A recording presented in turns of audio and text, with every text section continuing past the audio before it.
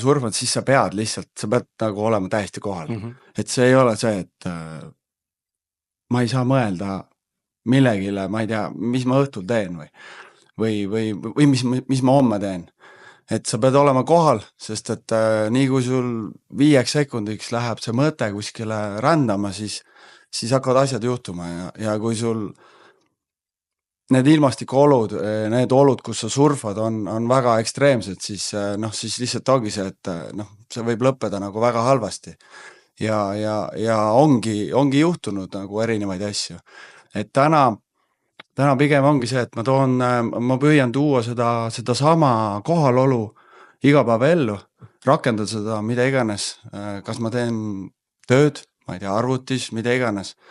Olen ma perega koos, olen ma lastega koos, et kogu aeg olen selles nii-öelda selles kohalolus, selles hetkes, naudin seda hetke ja ongi see, et iga päev nii-öelda tehes neid mingisuguseid väikseid asju, olla kohal, siis ma arvan, et see ongi täna see, mis surf on mulle kõige rohkem õpetanud.